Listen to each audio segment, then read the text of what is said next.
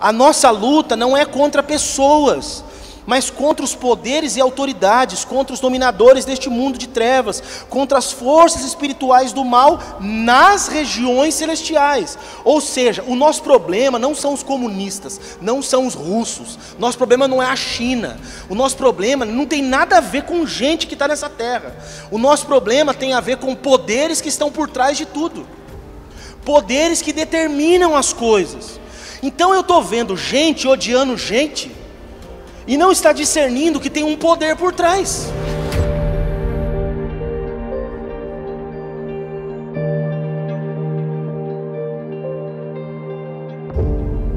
Abra sua Bíblia na carta de Paulo aos Efésios, capítulo 6. Hoje nós leremos do verso 10 ao 13.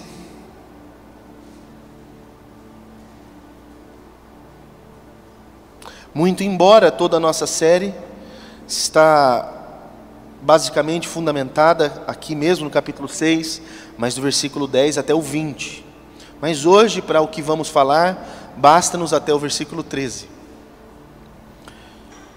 Diz assim: quanto ao mais, ou seja, depois de ter dado todas essas instruções que eu dei a vocês, o que mais eu tenho a dizer, ou o que tenho a dizer como últimas instruções?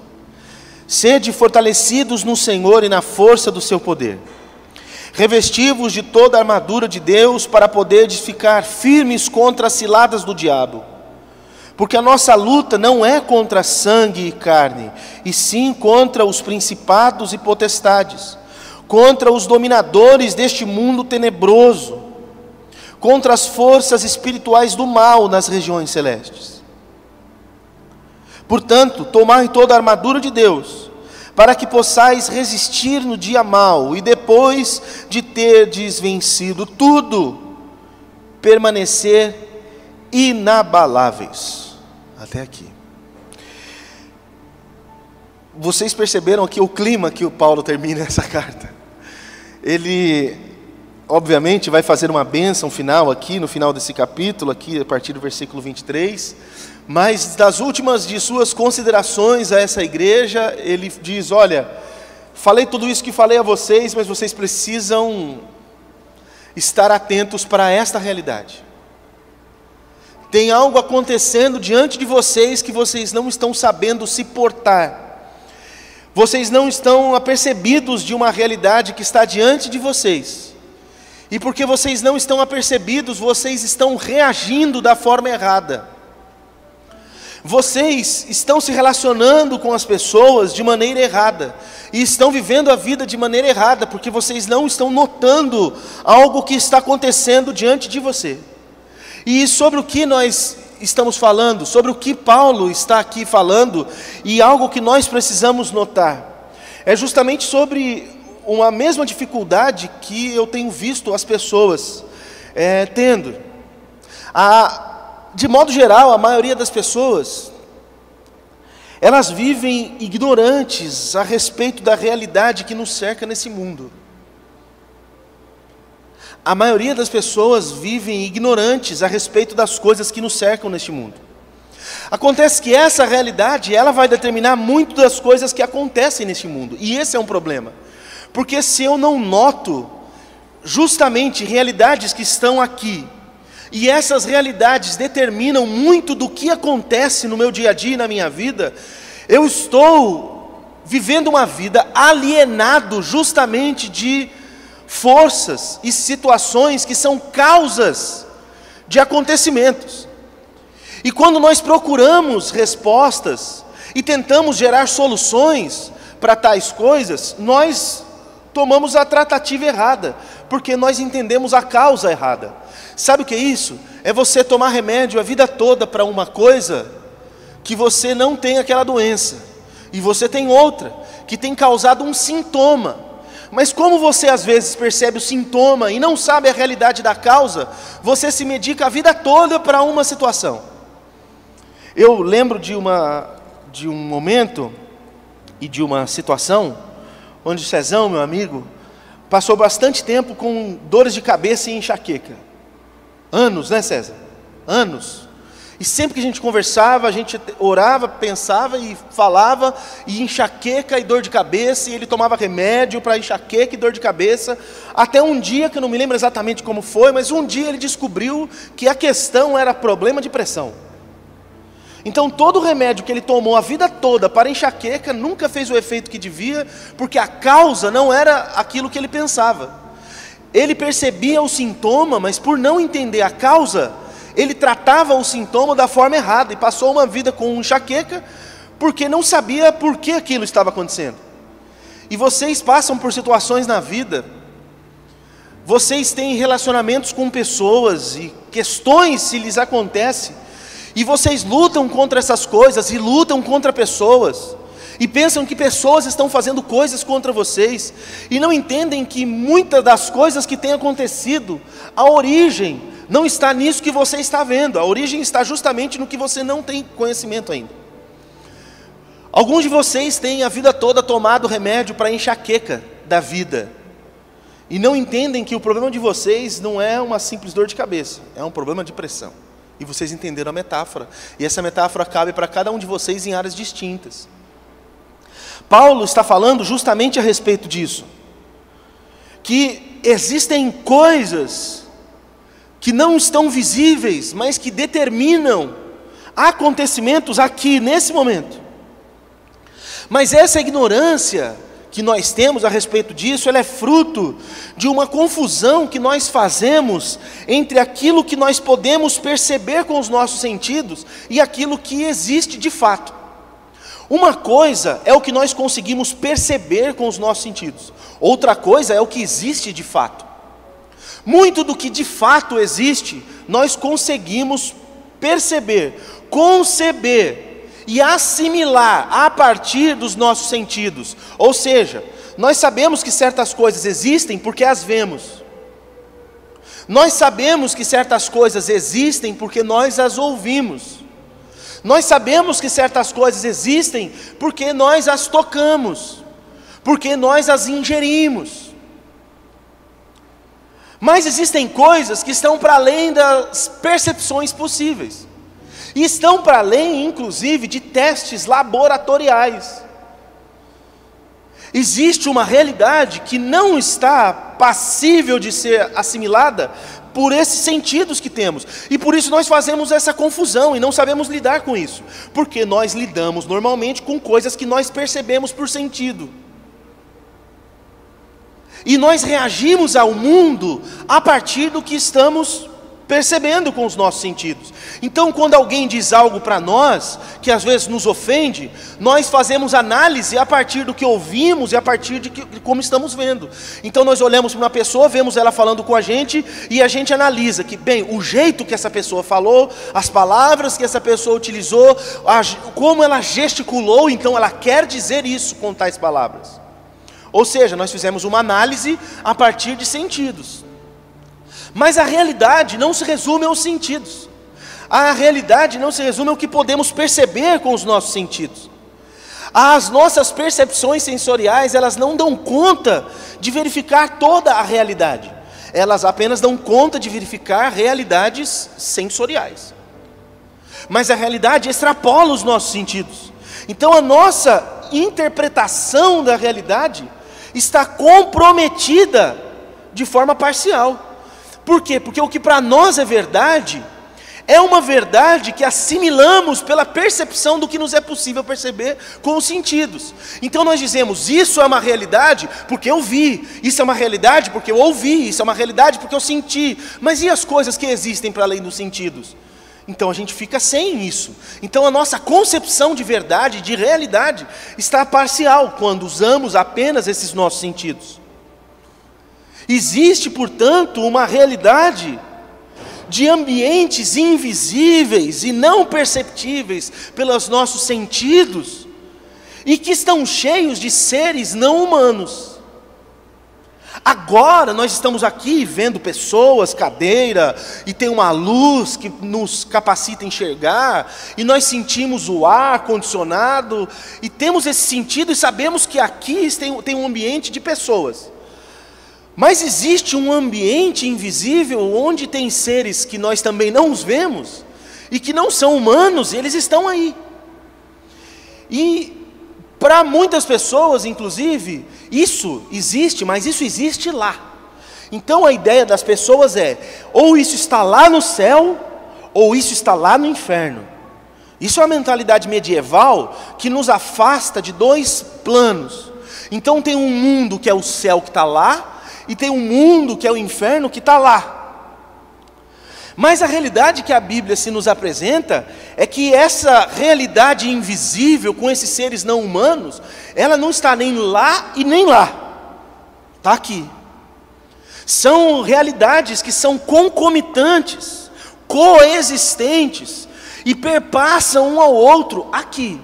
Então nós estamos vivendo num ambiente que tem pessoas e que são passíveis de ser discernido pelos nossos sentidos, mas também estamos ao mesmo tempo num ambiente que não é perceptível, e tem coisas acontecendo agora, nesse momento, que nós não estamos vendo, e essas coisas determinam muito do que acontece na vida da gente, e tem seres atuando neste mundo que determinam o que acontece aqui. Eu sei que isso parece uma parada meio louca, doida completamente, e é completamente doida para a nossa compreensão de mundo. Por quê? Porque nós ficamos muito limitados ao que os nossos sentidos nos permitem compreender. E se a nossa compreensão, volto a dizer, se ela for apenas limitada ao que eu posso perceber pelos meus sentidos, eu obviamente não consigo conceber essa outra realidade que existe, esse outro ambiente que existe. A Bíblia vai chamar isso, principalmente o apóstolo Paulo se utiliza bastante desse termo. Ele vai falar que são regiões celestes ou regiões celestiais. No texto que nós lemos aqui de Efésios, ele fala que essa nossa luta contra forças espirituais do mal estão nas regiões celestes. Em outro momento, ele, para falar dessas regiões celestiais, parece que ele aponta para 3 camadas dessas regiões celestes, e ele vai falar da possibilidade de 3 céus,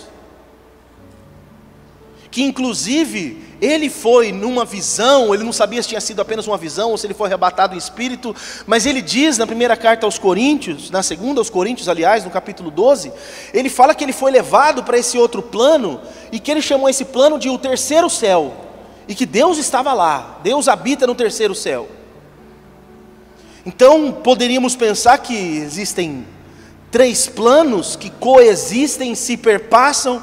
O primeiro céu seria essa atmosfera da qual fazemos parte e está passível de compreender pelos nossos sentidos.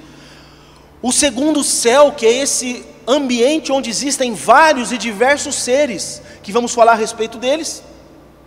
E esse terceiro ambiente onde existem outros seres.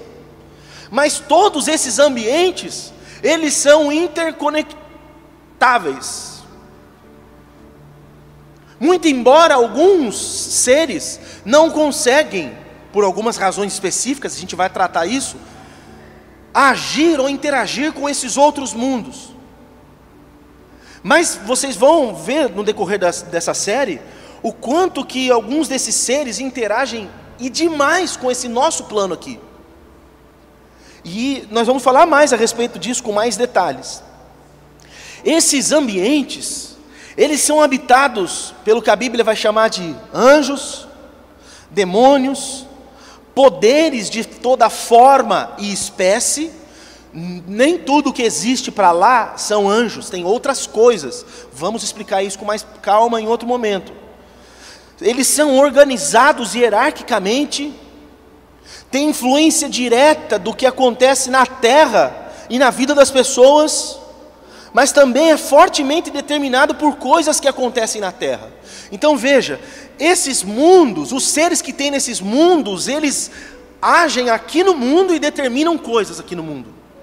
Mas existem crentes, por exemplo, pessoas que são os crentes, que eles agem aqui na terra e determinam coisas que acontecem também nesses mundos. Só para você ter uma ideia, quando você ora, você entra nesse mundo e determina coisas que acontecem nesse mundo. Tem coisas que Deus determina, olha só, existem coisas que Deus já trouxe à existência, está nesse plano espiritual, mas não se materializou no nosso mundo. E quando você ora, essas coisas são trazidas à realidade.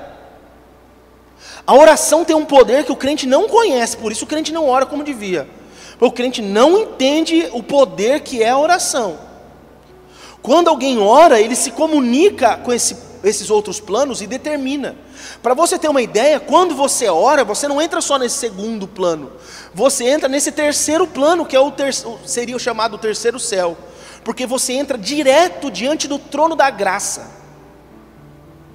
Então esses ambientes, eles são intercambiáveis. Tem seres que estão nesse segundo plano, que já não podem mais acessar o terceiro. E quando eu falo de primeiro, segundo e terceiro, vocês estão vendo que eu estou fazendo assim, dando impressão que é uma escala para cima, e a ideia não é que são regiões diferentes uma da outra, mas acessos que são ou não permitidos. E existem seres nesse segundo plano que não têm mais acesso ao terceiro plano. Existem seres no que o Paulo chamou de segundo céu que não têm acesso ao terceiro. E existem pessoas aqui no primeiro plano que não acessam nem o segundo nem o terceiro. Mas os seres que estão nesse segundo céu e do terceiro céu, eles têm acesso direto e o tempo todo eles estão interagindo com a gente que está aqui nesse primeiro céu, nesse primeiro ambiente, nessa atmosfera. Então, nós precisamos compreender que existe essa realidade ou essas realidades estão recheadas de seres que nós não conhecemos exatamente, nós não temos todas as informações que eu pelo menos gostaria de ter, e esses ambientes são interconectados aos nossos, e a gente pode se conectar com o lado de lá e o lado de lá se conectar com aqui. E quando eu falo se conectar com o lado de lá, eu não estou com a visão espírita de que a gente se comunica com espíritos de mortos. Não é essa a mentalidade. Não estou falando aqui que a gente vai fazer uma invocação e o espírito de um morto vem na gente e fala com a gente. Muito embora isso aconteça, mas não é um espírito de morto. Talvez num outro momento eu tenha oportunidade de explicar. Porque se você já teve a oportunidade de participar de qualquer sessão espírita, ali as pessoas estão sendo totalmente enganadas. Porque existem espíritos que se manifestam e falam que são de parentes que morreram. Então as pessoas vão procurar uma mãe de santo, um centro espírita aí de mesa branca, para se relacionar com um ser. E tem crente que acredita nisso. Nós não nos relacionamos com seres, pessoas que morreram. Nós não nos relacionamos. E quem se aproveita dessa ingenuidade das pessoas são os espíritos malignos, porque eles vêm e nos enganam as pessoas, se passando por pessoas que amamos, para justamente seguir adiante no seu plano. Vamos falar sobre isso em outro momento. Hoje é muito uma introdução de tudo que vamos falar. E essa realidade, e não só essa realidade desses ambientes, mas desses seres, independe da nossa percepção ou da nossa crença. Então assim, essas coisas não passam a existir porque acreditamos, e essas coisas não deixam de existir porque desacreditamos, ou não entendemos, ou não percebemos. Essas coisas estão aí, estão determinando tudo. Isso independe da sua percepção e da sua crença. O que significa? Que se você não sabe disso, as coisas vão continuar acontecendo do mesmo jeito. E se você sabe, você pode se relacionar com uma sabedoria com isso, que é o que nós temos que fazer. E é para isso que eu estou trazendo essa série de mensagens. Eu vou trazer para vocês alguns exemplos dessa realidade relatados na Bíblia. Gênesis capítulo 19, versículo 5. Mostra ali um exemplo, e eu vou falar aleatoriamente exemplos, porque nós teríamos assim centenas, eu precisaria de um culto só para citar os exemplos. Gênesis 19, 5, mostra um relato de alguns desses seres que atuaram de forma visível, mas não perceptível. Esses seres interagiram, vieram, se manifestaram, e teve gente que não sabia que esses seres eram de outra dimensão, de outro mundo, de outra, sei lá, como você quiser chamar. De outra atmosfera, de outro céu, sei lá. Que foi o caso lá de Sodoma. Quando os anjos se apresentaram para Abraão, Abraão sacou o que estava acontecendo com ele. Quando ele se manifesta para Ló é muito provável, parece muito que ele tenha a percepção que quem se manifestou para ele foram anjos. Mas as pessoas que moravam em Sodoma, eles não tinham ideia quem eram aqueles que estavam chegando ali em Sodoma. Porque chegou 2 seres, como se fossem 2 humanos, e chegou na casa de Ló. Aquela cidade era tão promíscua, aquele lugar era tão horrorosamente promíscuo, que tendo chegado aqueles 2 estrangeiros na cidade, e chegado na casa de Ló, olha isso, os homens daquela cidade foram lá na casa de Ló, e foram pedir para o Ló, para que o Ló pegasse aqueles 2 homens, e deixasse que aqueles homens tivessem relações com eles. Era uma promiscuidade tão grande, que homens homoafetivos ali, foram atrás daqueles 2 que não sabiam que eram anjos, e foram pedir para ter relação com eles.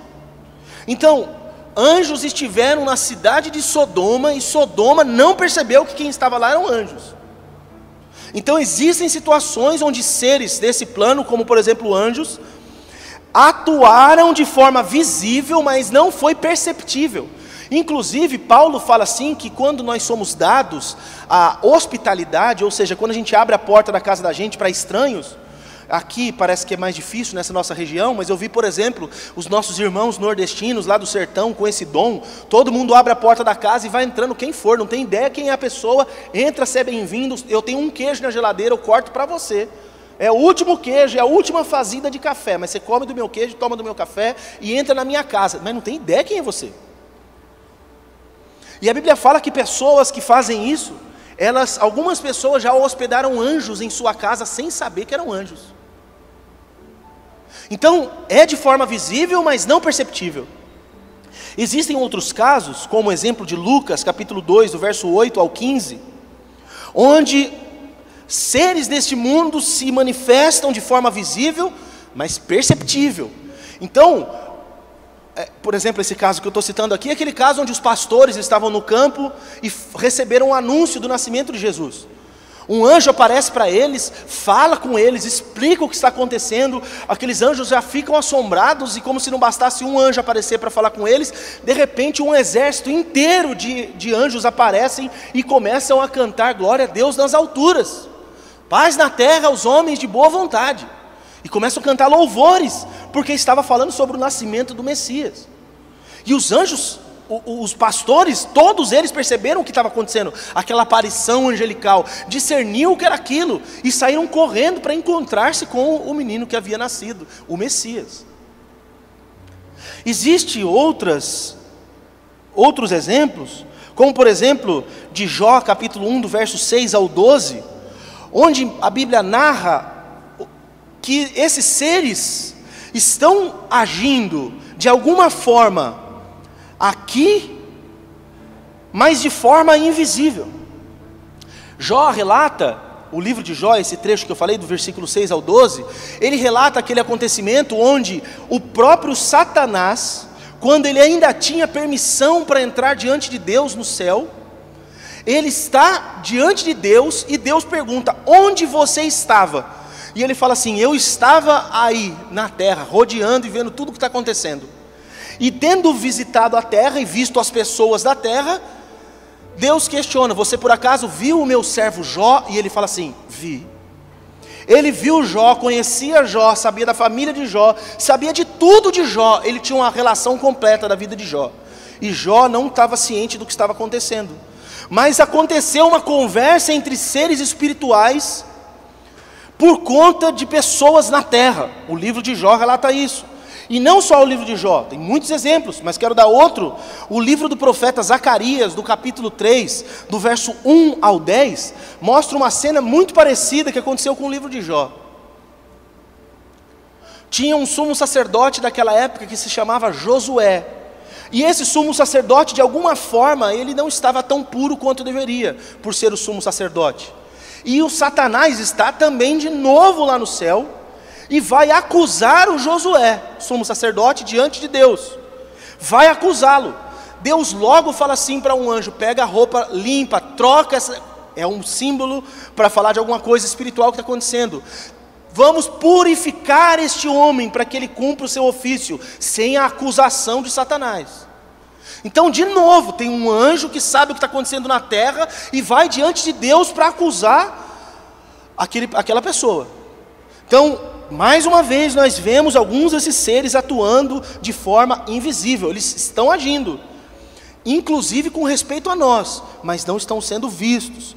Tem mais um exemplo, que, por exemplo, no Evangelho de Marcos, capítulo 9, versículo 25, onde esses espíritos começam a atuar nas pessoas, mas atuar diretamente nas pessoas. E nós vemos, por exemplo, nesse caso, é um caso onde um desses espíritos, desses seres dessa outra dimensão, fazem uma pessoa ficar doente. Um desses espíritos estava ali num menino e fez ele ficar surdo e mudo. E vez ou outra ele queria se jogar no fogo. E Jesus é quem intervém com respeito a isso. Um desses espíritos está numa pessoa e está trazendo uma doença para uma pessoa. Olha o tipo de poder e de influência que eles têm no mundo que nós vivemos. Numa outra situação, Marcos 5, de 1 a 5, fala do caso de pessoas que podem ser aprisionadas e são limitadas, cerceadas de uma vida normal e comum por esses espíritos. É o caso do gadareno. Vocês conhecem a história do gadareno, aquele moço que ficou endemoniado, mas com uma violência tão grande que ele precisou ser acorrentado no cemitério. Ninguém queria ele na sociedade. Então veja o poder e a atuação desses espíritos, desses agentes no nosso mundo. Outra situação está no primeiro livro de Reis, capítulo 22, versículo 22. O que está posto ali? Um desses seres, desse outro plano, vem à terra e fala através da boca de profetas, que estavam por causa disso sendo falsos profetas, mentem e enganam o rei que toma atitudes erradas, porque foi instruído por falsos profetas, que falou as palavras que esse ser angelical veio e pôs uma palavra de engano na boca dos falsos profetas. Olha o nível de atuação desses seres. Quer mais do que isso? Dentro dessas enganações ainda, primeira carta de Paulo aos Coríntios, capítulo 10, o versículo 19 e o versículo 20. Paulo diz que certas pessoas, elas estão fazendo sacrifícios para ídolos, e elas não sabem que, na verdade, o ídolo não é nada, a estátua de gesso não significa nada. Mas elas não sabem que fazendo aquilo, elas estão fazendo sacrifício a demônios. A demônios. Tem gente que vê uma estátua, aquela estátua é de Jesus bonito, com o braço assim até aberto, e faz um sacrifício para aquilo, ou de outra entidade, ou de outra deusa, sabe-se lá o quê. E o que está por trás daquilo são demônios, que incentivam essa pessoa a seguir certos conceitos, preceitos, diretrizes, e precisam levar sacrifícios. Aquela estátua não é nada, mas o que está por trás daquilo é que o que está pedindo aquelas oferendas, aquele sacrifício. Paulo fala isso. Isso aqui, gente, não é visão exagerada da Universal, não. Isso aqui é Paulo falando. Esses espíritos, eles vão ter ações, como por exemplo, induzindo tentações. E se eu der todos os detalhes disso, vocês sabem que a gente não para hoje. Adão foi tentado por Satanás, estava lá, o primeiro homem na terra já foi tentado por Satanás. Não podia deixar de falar de Davi, a mesma coisa. E se eu falei de Davi, talvez você já ligou aquele caso de Batseba. Não, aquele caso de Batseba não foi tentação de Satanás, ali foi problema do Davi mesmo. A tentação que Satanás colocou na vida de Davi foi num dado momento que ele queria saber quão poderoso ele era por si só, sem confiar em Deus. E aí ele vai fazer a contagem do número de soldados que ele tinha no exército. E ele caiu nessa tentação, que para você pode parecer uma coisa, nossa, mas isso era uma tentação, por quê? Porque o Davi foi chamado por Deus para ser dependente de Deus. Então os exércitos de Israel venciam porque o Senhor é o Senhor dos exércitos, não porque ele tinha um exército grande e poderoso. Deus nunca deu vitória para o exército de Israel porque eles eram mais numerosos. Deus dava vitória porque ele é o Senhor dos exércitos. E o Davi passou a confiar na sua capacidade, na sua capacidade de gerenciar um exército e no poder do seu exército, por isso que ele faz o censo. E nisso ele cai numa tentação que trouxe uma desgraça para o povo todo. Não sei quantas mil pessoas morreram por causa disso. por conta desse pecado de Davi, induzido por uma tentação de Satanás. O próprio Senhor Jesus foi tentado por Satanás. O próprio Senhor Jesus foi tentado. E nós teremos diversos casos para falar sobre isso. Nós poderíamos falar de muitos outros casos, de manifestações desses seres que intervêm, estão ligados com a gente, como por exemplo o caso lá dos anjos guiando os israelitas no deserto. Os anjos fazendo com que os israelitas vencessem os exércitos egípcios. Aqueles anjos que o tempo todo acompanhavam Jacó. Eu estava vendo, Jacó parece que é o personagem que mais anjo aparece. O tempo todo na vida de Jacó tem anjo. Anjo aparece, fala com ele, anjo livra ele, anjo toca nele. O tempo todo, Jacó teve experiências angelicais o tempo todo. Ele teve uma experiência que ele deita num lugar e ele põe a cabeça numa pedra, como se a pedra fosse um travesseiro, e ele sonha. E aí tem uma outra coisa, porque anjos se manifestam também em sonhos. Ah, pastor, não acredito não. Pois é, foi assim que José ficou sabendo que Maria estava grávida e esse menino era filho de Deus, porque um anjo apareceu para José no sonho. E quando o Jacó tem deita ali e dorme, tem uma visão em sonho, que é uma coisa estranha de falar, né? Uma visão em sonho. Ele tem essa contemplação das coisas celestiais. Ele vê como que uma escadaria posta do céu na terra, e os anjos de Deus subiam e desciam. Ele fica assombrado com essa visão, né? Jacó viu muita coisa, teve muitas experiências. Eliseu, o profeta, certa vez ele estava sendo perseguido pelo inimigo, e o inimigo queria matar ele, e ele dormia como se nada tivesse acontecendo, e o seu servo Geazi, ele ficava espantado como que o Eliseu conseguia dormir sendo perseguido, né? Queriam matar ele. E certa vez o Geazi viu que um exército estava vindo para pegar o Eliseu, e o Eliseu dormindo de boa, e ele acorda o Eliseu, igual os discípulos estavam acordando Jesus na tempestade. Acordaram o Eliseu: olha, tem um exército vindo, tipo, levanta, vamos fazer alguma coisa, ou vamos correr, porque tem um exército todo vindo. Aí o Eliseu ora para que os olhos do seu servo se abrissem, e quando os olhos do seu servo se abriu, ele viu que tinha um exército angelical que estava lutando em favor dele. Ele não precisava fazer nada. Tinha um exército físico vindo, e esse homem não precisou se preocupar, porque tinha um exército espiritual lutando a favor dele, e ele não perdeu a batalha. Outros casos aí que eu poderia falar, em certo momento estava tendo uma guerra, o povo de Israel estava sendo destruído, mas uma profecia já tinha sido dada, e 2 leprosos que não podiam entrar dentro da cidade, estão do lado de fora. Eles pensam assim: puxa, a gente é leproso, está acontecendo a guerra, a gente está aqui fora, não tem comida. Entrar na cidade a gente também não adianta nada, porque se entrar na cidade lá não tem comida. Vamos fazer o seguinte, vamos lá, entrar lá no meio do acampamento do exército inimigo, porque lá pode ser que a gente encontre comida. Se a gente encontrar comida e comer, a gente vive. Se eles matarem a gente vai morrer de fome mesmo. Então vamos lá. Quando eles chegam no acampamento do exército inimigo, o exército inimigo tinha se matado. Eles mataram um ao outro, porque o Senhor, por conta do seu exército, o seu exército celestial passou naquele lugar, fez uma barulheira de cavalaria, como se tivesse vindo um exército humano chegando, que estava de noite. Eles entraram em confusão e pensaram que o seu amigo era um do exército inimigo, e eles se mataram entre eles. E esses 2 leprosos viraram meio que heróis da cidade, né? Porque eles conseguem coisas ali. Já preguei sobre isso. Outro exemplo, um anjo que para a mula de Balaão. Balaão é um mais ou menos profeta, porque ele é um profeta, mas ele é um profeta vigarista. Ele é um profeta vigarista. E certa vez ele estava lá no sertão com a sua mulinha, com o seu burrico. Ele está andando e a mula não anda, empaca 3 vezes. E a mula empacou as 3 vezes, porque a mula viu o anjo, e o Balaão, o profeta, não tinha visto. E quando Deus abre o olho de Balaão, que ele vê o anjo, e o anjo explica, fala assim: olha, eu tinha parado no caminho, estava esperando você vir, eu estava com a espada na mão, a hora que você viesse eu arrancava a sua cabeça, mas a sua mula, quando me viu, ela desviou de medo, desviou de mim. Aí eu apareci em outro lugar, ela me viu de novo, ela desviou, e agora eu parei aqui nesse lugar que não tinha para onde a mula desviar, e agora ela se escondeu, ela travou e se escondeu debaixo de você. Você está batendo nela para matar ela, ela estava te protegendo, você que é a mula, Balaão.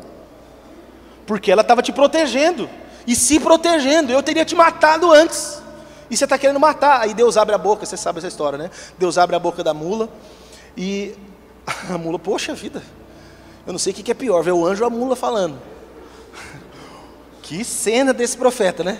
De repente a mula, ô, tá tirando, velho? Eu estou o tempo todo aqui te carregando, nunca pisei na bola com você está me batendo assim, por quê?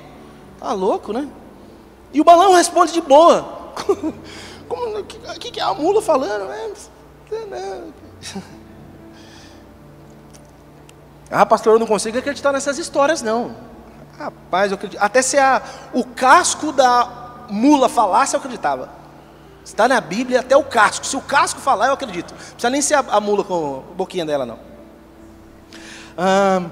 Daniel é lançado na cova dos leões. Você conhece essa história? Ele é jogado lá dentro, leões bravíssimos tampa a boca da cova, ele passa a noite lá dentro com os leões, e de manhã quando acorda, todo mundo acorda, vai lá, o Daniel está vivíssimo, vivíssimo. O leão foi tapado a sua boca por um anjo que estava lá dentro. O leão não pôde fazer nada, e não só ele, mas os seus 3 amigos, Sadraque, Mesaque e Abednego, foram lançados numa fornalha que foi aquecida 7 vezes. Os caras que jogaram os 3 lá dentro, de ficar perto para jogar, morreram do lado de fora. Os 3 andaram lá dentro, e quem estava do lado de fora viu que não só os 3 estavam andando dentro da fornalha, mas tinha um 4º homem dentro daquela fornalha. Era uma aparição também angelical, estava lá livrando, e não só eles, mas lá no lagar com Gideão, anjo se manifesta, faz o chamado de Gideão. Na sarça ardente de Moisés, tinha lá anjo falando com Moisés. No monte Moriá com Abraão, que impede o Abraão de sacrificar o seu filho.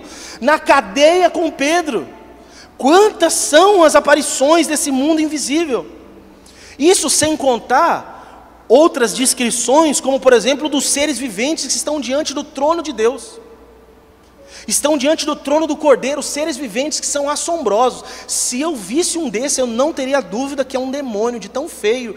E isso é uma coisa que ilude a gente, porque está no nosso imaginário que anjo é bonito e demônio é feio. Está no nosso imaginário. E aí a Bíblia fala que Satanás se disfarça de anjo de luz. E aí você acha que ele é bonito. E os anjos de Deus, seres viventes estão diante de Deus. Ele tem quase que 4 cabeças, tem 4 faces na mesma cabeça.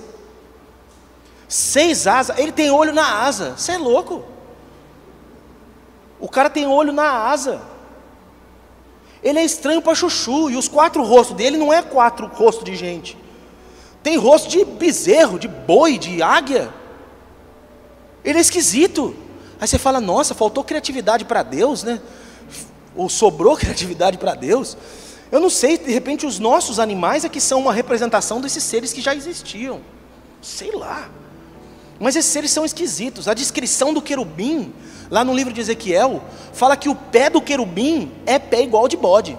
Lá no sertão eu peguei o pé de bode e fiquei olhando o pé do bode assim. Falei, querubim? Preciso te levar na Mariana. Para ela tratar essa sua unha, podóloga, tratar essa sua unha aqui, horroroso pé, e os 2 pés do querubim são pé direito, ele não tem pé esquerdo, 2 pés direito e de bode, se lascar, que bicho estranho, mas é estranho para a gente, só que dentro do plano de Deus e da missão que eles têm, é para ser desse jeito mesmo. Por que é assim? Eu só sei que é assim. Talvez eu fale alguma coisa sobre isso quando eu for tratar especificamente de quem são esses seres, todo o detalhamento que me for possível fazer. Estou muito temeroso disso, mas Deus vai me dar graça para fazer. E, para citar por último aqui, aqueles demônios horrorosos que estão descritos no livro do Apocalipse, que são demônios que estão presos, reservados para o momento da grande tribulação. Esses demônios que tem aqui, eles são um grau pequeno. Os que estão soltos fazendo arruaça na terra são um grau pequeno. Tem uns que estão lá, olha como começa a descrição dele, já começa a dar medo. Ele tem cabelo de mulher. Perigoso. A gente já olha e já fala, meu Deus, aí vem. Não, irmãs, é piadinha horrorosa, tudo bem, é uma piada. Não, mas é para falar do tipo de sedução que ele tem, é porque cada uma daquelas coisas é um símbolo, né? eles têm como que picadas de escorpião. É horroroso, são demônios horrorosos. Vai abrir a tampa do abismo e esses bichos vão sair no momento da grande tribulação, vão acabar com todo mundo. Misericórdia, esses bichos nem soltos estão, eles estão reservados. Parece o chefão de videogame. Você passa a fase toda e fala, nossa, que difícil, mas ainda tem um miserável lá na frente, que é o pior de todos lá no negócio. E vai ter esse trem lá. Então tem um monte de coisa, um monte de ser num ambiente que a gente não está vendo. E está um monte de coisa acontecendo. E isso a gente precisa ter no coração. E essa é a grande questão, que nessa realidade invisível, uma guerra foi deflagrada contra nós. Então, olha só, eu não estou minimizando o problema do que está acontecendo no mundo agora. Não estou minimizando o problema do que está acontecendo no mundo agora. Do que está acontecendo agora no Afeganistão, do que está acontecendo agora em outros países africanos, do que está acontecendo agora de triste, terrível aqui na nossa América, como no Haiti, por exemplo, outros lugares. Eu não estou minimizando isso, mesmo o coronavírus. Mas nenhuma dessas coisas se compara com o que está acontecendo o tempo todo, e a gente vive como se não tivesse acontecendo nada, que é essa guerra invisível. Aqui, nós lemos no nosso texto, capítulo 6, versículo 12, fala, a nossa luta não é contra pessoas, mas contra os poderes e autoridades, contra os dominadores deste mundo de trevas, contra as forças espirituais do mal nas regiões celestiais. Ou seja, o nosso problema não são os comunistas, não são os russos, nosso problema não é a China, o nosso problema não tem nada a ver com gente que está nessa terra, o nosso problema tem a ver com poderes que estão por trás de tudo, poderes que determinam as coisas. Então eu estou vendo gente odiando gente, e não está discernindo que tem um poder por trás. Tem gente odiando outra gente, porque essa gente vota no Bolsonaro, porque essa gente vota no Lula. Quem é Lula e quem é Bolsonaro? Tem um poder agindo por trás das políticas, tem um poder agindo por trás dos governos, tem um poder agindo por trás da desgraça que acontece, e está tentando avolumar mais. E nós olhamos para outras pessoas que devíamos ter compaixão, e nós começamos a as odiar, porque parece que o nosso problema é com pessoas, mas o nosso problema nunca é com pessoas. As pessoas se levantam contra nós, insistem em nos derrubar, e quem são essas pessoas? Não são nada. O que está agindo por trás disso? Quando Paulo escreve isso, presta atenção, quando Paulo escreve isso, ele está dentro da cadeia, ele não está num parque de diversões, ele está na cadeia, tem uma grade na frente dele, ele está num lugar horroroso, tem um guarda do lado de fora, armado, para pegar ele se ele tentar sair, tem gente querendo matar ele, e ele está indo justamente para a morte. Ele olha para isso tudo e ele fala assim, isso aqui não é meu problema, tem um poder que está por trás disso e atua nisso tudo, e nós não podemos ficar alheios a essa realidade, que existe uma guerra que foi deflagrada contra nós. Pastor, mas por que isso está sendo feito contra mim? Eu não fiz nada, eu sou inocente, eu sou da paz. Sabe por que isso está acontecendo contra você? Porque você é um amado de Deus. Porque quando Deus nos criou, Ele nos criou à imagem e semelhança dEle. Deus criou, olha só, Deus criou os anjos, seres extraordinários, sublimes, etc. E quando Deus cria o ser humano menor do que os anjos. Mas embora Deus nos fez menor do que os anjos, Deus nos coroou de glória e de honra. Deus nos fez participantes de sua natureza, e de nós sermos para a criação aquilo que o representa. O que representa Deus na criação não são os anjos. O que representa Deus na criação somos nós. O que acontece é que talvez você olhe para o lado e veja pecadores e fale assim, mas isso não pode representar Deus. É que o pecado entrou na humanidade e rompeu a imagem que tínhamos de Deus. Agora, Jesus veio como um homem, e foi um homem perfeito até o fim, para ser Ele agora o novo padrão de humanidade. Adão foi o primeiro padrão de humanidade, mas foi rompido. Então todos os outros que vieram pós Adão vieram rompidos. Mas agora os que nascem do Espírito e são semelhantes a Jesus, passam a ser um novo padrão, estão retornando à imagem e semelhança com Deus. E isso é inadmissível, porque mesmo assim, quando nós falhamos, nós temos oportunidade de ser perdoados, nós temos o Espírito que nos leva ao arrependimento, nós temos a graça de Deus que vem sobre nós. E os anjos? Irmãos, os anjos que pecaram, foram expulsos do seu lugar de habitação, não têm oportunidade de arrependimento, não tem volta para eles. Vocês conseguem imaginar a indignação de seres que aparentemente eram perfeitos, tinham tudo, de repente chega outro no lugar dele, é igual alguns de vocês se sentem quando você está preparado, faz curso, trabalha bem na empresa, chega alguém que não tem nada, é colocado lá, e você fala, não é possível que essa pessoa está aí, vai passar na minha frente agora. Foi assim que esses anjos se sentiram e olham para nós e nos veem como objeto de sua fúria, porque o que é que um demônio pode fazer contra Deus? Nada. Um demônio pode se levantar e falar, vamos fazer um motim, vamos pegar Deus na saída, vamos juntar uma gangue, e a gente faz uma armadilha e pega Deus. Gente, Deus não é saci que você faz armadilha para pegar, mas saci também não existe. Deus não é pego, Deus não é tomado. Acontece que para atingir Deus, esses seres estão tentando nos destruir. Assim como tem gente que faz coisa contra você e você nem liga, mas quando mexe com seus filhos, aí mudou tudo.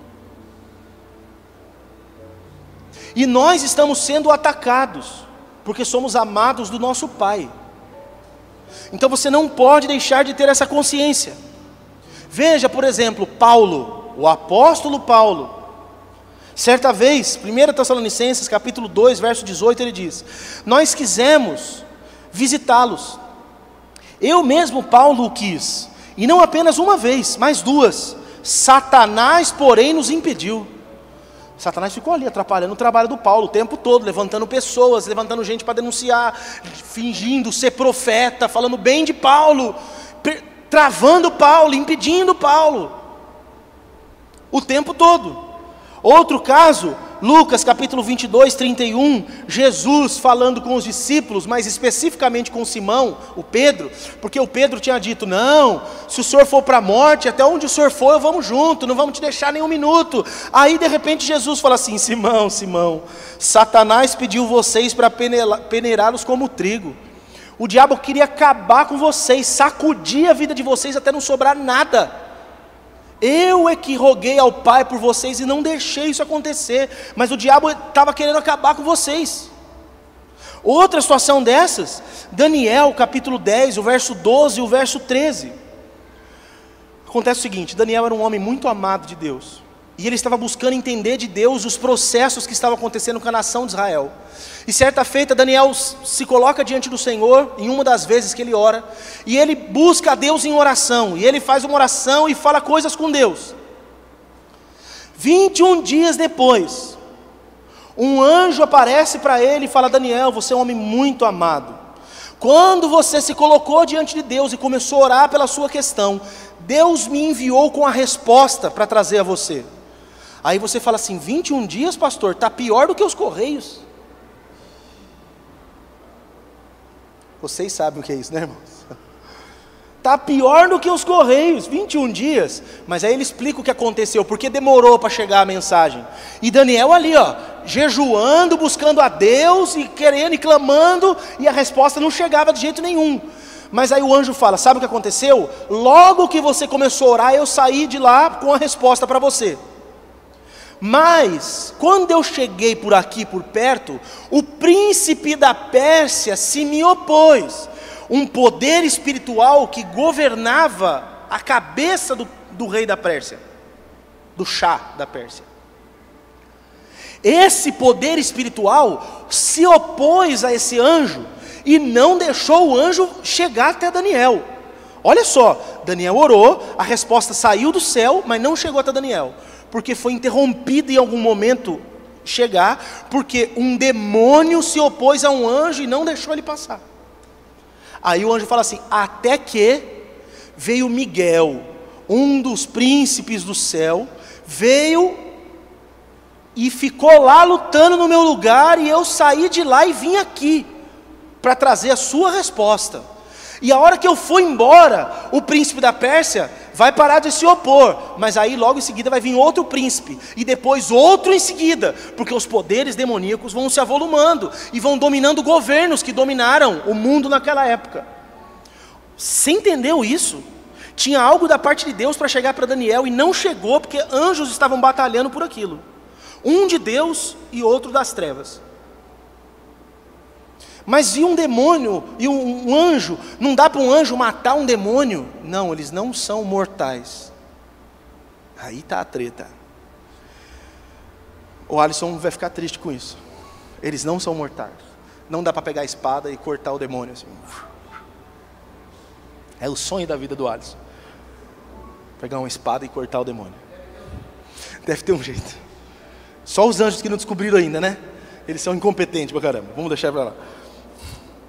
Então tá, essa guerra está acontecendo, mas para a gente ter êxito nessa guerra invisível, nós precisamos nos preparar, e é sobre isso que eu vou tratar cada um dos dias das próximas semanas, nessa série de mensagens.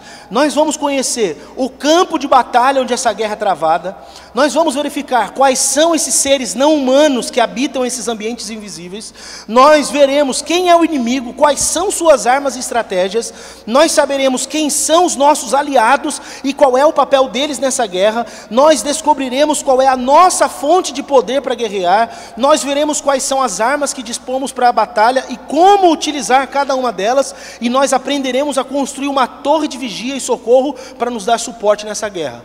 Tem bastante coisa nessa série, hein? Então segura que a gente vai até perto do Natal com essa série aqui. A série é longa.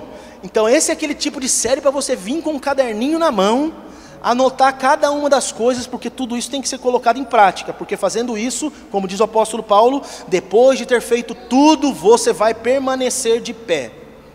Mas eu quero fazer uma observação final aqui, muito importante. Nós não estamos com isso que eu estou fazendo aqui, nós não estamos aderindo à teologia da batalha espiritual, tá, gente? Porque eu já vi que algumas pessoas falam assim, o pastor agora vai começar a lidar com batalha espiritual e tal. Não, a teologia da batalha espiritual, ela tem muitos excessos e heresias. A gente não vai abraçar essa teologia. Muitos excessos e heresias. Por exemplo, essa teologia, essa doutrina da batalha espiritual, ela ensina a possibilidade de crente ficar endemoniado. Então a pessoa ficou endemoniada, mas é crente. Não sei, não. O diabo pode até usar essa pessoa que é crente, mas o crente ficar endemoniado? Ai, ai, ai, ai, ai. A necessidade de quebra de maldição hereditária, isso está nessa teologia aqui. Então, você tem uma maldição que era da sua família e tal, e você é crente agora, ainda precisa fazer um procedimento de libertação para quebrar maldição dos seus parentes. E aí você já deve ter ouvido alguém falar assim, não, mas sabe o que é? É porque na minha família, nenhum casamento deu certo, então eu preciso quebrar a maldição para que o meu casamento dê certo. Seu casamento vai dar certo se você fizer certo, se você orar como deve. É assim que funciona. Mas e a maldição? O dia que você se entregou para Jesus, não teve mais maldição sobre sua vida. Você precisa confiar nisso. Se você não confia nisso, você está diminuindo o poder do sangue de Jesus sobre a tua vida. Aquele velho você que existia, morreu e está pendurado na cruz. Agora tem uma nova criatura. Essa criatura é cheia das bênçãos de Deus, não da maldição de qualquer coisa. Então não tem que fazer quebra de maldição hereditária. Eu sei que tem muitos irmãos sinceros que acreditam nisso. Se você acredita, eu estou disposto a te ajudar a abandonar essa crença horrorosa. E, por exemplo, a necessidade de perdoarmos a Deus e perdoar a si mesmo. Essa teologia da batalha espiritual, você tem que aprender a perdoar a Deus. Porque tem gente que fica magoado com Deus, porque como Deus me abandonou nas situações e tal. Fora a regressão que alguns fazem, não sei o quê. Mas aí você tem que perdoar Deus e perdoar você mesmo. Não, você falhou, você precisa se perdoar. Isso daqui, gente, é técnica de psicanálise dentro da teologia. Não tem, perdoar Deus, puxa vida, hein? Estou vendo alguém bater nas costas de Deus e falar assim, Deus, você pisou na bola, mas não faz de novo, tá? Segue em frente. Dessa vez passa. Vamos fazer uma vista grossa. Não. Mas eu quero ajudar vocês para que vocês não se descuidem diante de alguns perigos. Primeiro, negligenciar a realidade e subestimar o inimigo. Negligenciar a realidade é isso está acontecendo, goste você ou não. Subestimar o inimigo é, nem ligo, eu sou de Jesus, não tenho que me preocupar com o diabo. Não, você não tem que ficar falando nele, e essa vai ser a primeira vez que eu vou falar mais de um culto seguido do diabo nessa igreja. Nunca fiz isso, porque não tem necessidade de fazer isso, mas eu estou ensinando vocês a lidarem com essa questão, e os membros que forem chegando vão assistir essa pregação, essa série aí no YouTube. Nós não podemos subestimar o nosso inimigo, porque muito embora o diabo não tenha o poder que ele gostaria de ter contra nós, ele tem arregaçado com a vida de muitos de vocês, mas porque subestima ele. E uma outra coisa algum outro perigo que eu quero ajudar vocês, para que vocês não se descuidem, é levar também essa realidade em excesso, que é outro polo. Um polo é negligenciar, o outro é levar essa realidade em excesso e superestimar o inimigo. Ou seja, agora vai espiritualizar tudo. Se começar essas patifarias, vai tomar fumada minha aqui na igreja, hein? É sério, porque agora vai começar tudo assim, não, tudo é o diabo. Caiu a câmera, ó o diabo derrubando, não querendo que filme. Não, tem um pessoal que também, brincadeira, tudo que acontece, nossa, deu uma dor de barriga, ai Satanás, é você. Não, isso daí é a empada que você comeu, aquele Satanás. Não dá para ficar também espiritualizando tudo, nem tudo é. Tem coisa que é e a gente não nota, e o que não é fica atribuindo. Então, eu pequei, foi o diabo. Na maioria dos pecados o diabo não está fazendo nada, não faz nada. Eu vou ser sincero, para o pessoal de hoje, na questão de tentação, o diabo vai perder o emprego, porque não precisa mais, porque o povo já vai no automático assim, e aí começa a transferir a culpa dos erros pessoais para o diabo. Sabe o que eu fiz? A pessoa vai lá, matou todo mundo, mata não sei quem da família, mata o outro, o que aconteceu? Uma voz falou no meu ouvido para eu matar. Não tem caso que acontece isso, pastor? Claro que tem. Mas você acha que a maioria foi isso? Eu roubei, sabe por quê? Porque eu adulterei, porque o diabo, ele... Não, assuma a sua safadeza, assuma a sua fraqueza, vai diante de Deus, pede misericórdia, se arrepende do que você está fazendo, porque essa daí, quando chegar lá no céu, você vai receber um processo por calúnia e difamação, no dia do juízo, porque o capeta vai falar assim, eu vou queimar no inferno, mas esse aí, me difamou. Isso aqui eu não pago não, essa culpa eu não quero sobre mim queimando também, essa aqui é dele, Tem nada a ver com esse pecado dele não. E por último, vocês precisam entender que toda nova percepção traz extremos. Então, entender sobre isso pode fazer você ficar um extremista e tudo vê diabo, tudo vê não sei o quê. Eu lembro quando eu cheguei na igreja, e Senhor, eu não perdoei quem me fez isso ainda, mas o Senhor me ajudará. Quando eu cheguei na igreja, estava um movimento da batalha espiritual nas igrejas evangélicas. E aí, tudo era do diabo. Criança tinha uma camiseta do Mickey, queima porque Disney é do diabo. Vocês pegaram essa fase também? Não sei o que é do diabo. Você sabe o que fizeram eu fazer? Me desfazer da minha coleção de CDs do Djavan. Foi o inimigo querendo entristecer a minha alma. Eu só não falo que foi desperdiçado isso, porque eu sei que deu glória a Deus, porque eu tive condições de abrir mão dos CDs do Djavan, por amor a Deus. Que prova, Senhor, foi meu Isaac que eu pus aí. É brincadeira, óbvio, né? Mas vocês passaram por isso. E aí fica aquelas coisas doidas. Os inimigos estão aqui na nossa cidade. Aí a Neuza Tioca vai lá e escreve um livro, e não sei quem de batalha, e o inimigo está na nossa cidade. Aí um pessoal começou a andar nas cidades, e fazia xixi nos cantos da cidade, para demarcar território. Isso é unção de cachorro, porque cachorro que demarca território fazendo xixi. Uns pastores andaram por cima das cidades, gastaram o dinheiro do povo, alugando helicóptero, e jogava azeite, óleo na cidade, ungindo a cidade. E aí começou o movimento dos dos prefeitos evangélicos colocar placa na cidade: essa cidade é do Senhor Jesus.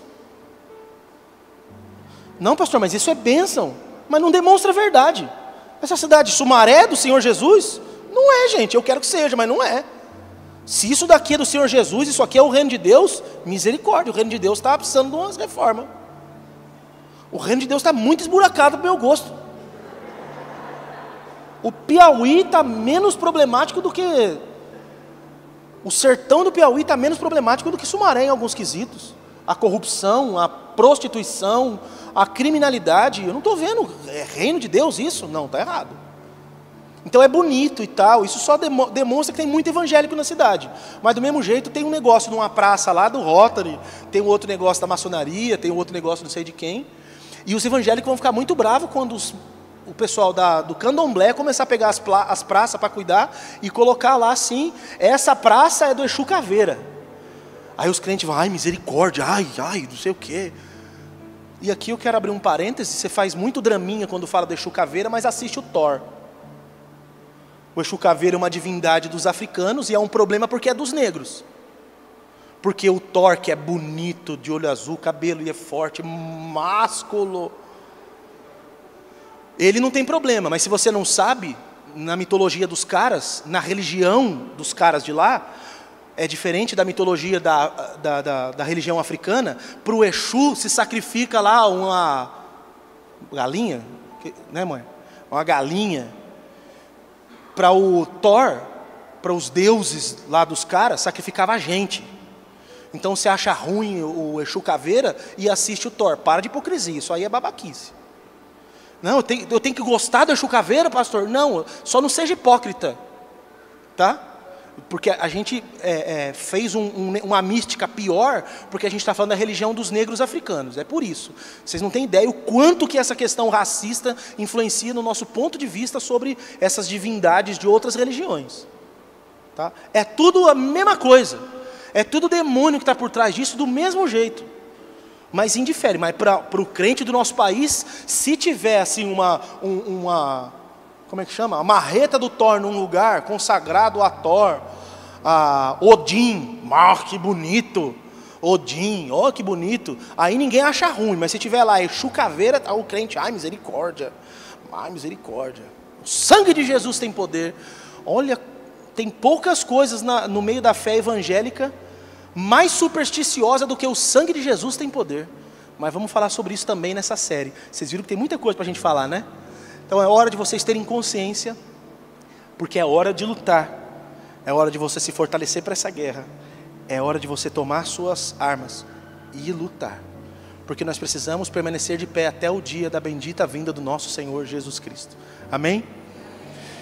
Podemos encerrar aqui? Aleluia, aleluia. Você pode ficar de pé, vamos orar. Passamos a introdução dessa nossa série, que nos aguarda nos próximos capítulos. Não falte, próximo domingo continuamos essa nossa série. Eu já estou animado para dar vontade de pregar de noite já, a segunda pregação.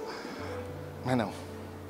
Pai bendito, eu agradeço pela oportunidade que nos dá de andarmos contigo, de vivermos para Ti, mas de termos também a consciência de que coisas estão acontecendo, e por mais que nós não as vejamos, elas estão aí.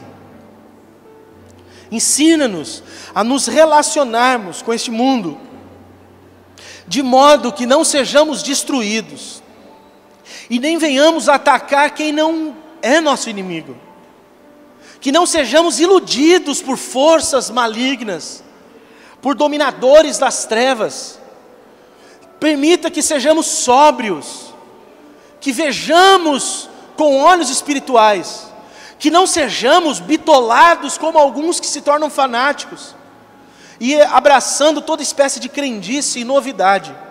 Não, Senhor, queremos apenas o que a Tua palavra nos incentiva, e a consciência desta realidade, que determina muito das coisas que vivemos. Abençoe este povo, que o Senhor seja com eles, que a Tua bondade e graça os alcance em cada situação, que eles sejam guardados e livres de todo o mal, que a Tua misericórdia seja na casa de cada um deles, que eles sejam fortalecidos pelo Senhor e pela força do Teu poder. Assim nós estaremos sempre de pé e vitoriosos para a Tua glória. no nome de Jesus. Que o amor de Deus, o nosso Pai, a graça de Jesus Cristo, nosso Senhor, a comunhão e as consolações do Espírito Santo de Deus, seja com todos vocês, que seja assim também com todo o povo de Deus que está espalhado por essa terra de agora e para todo sempre. Amém. Amém.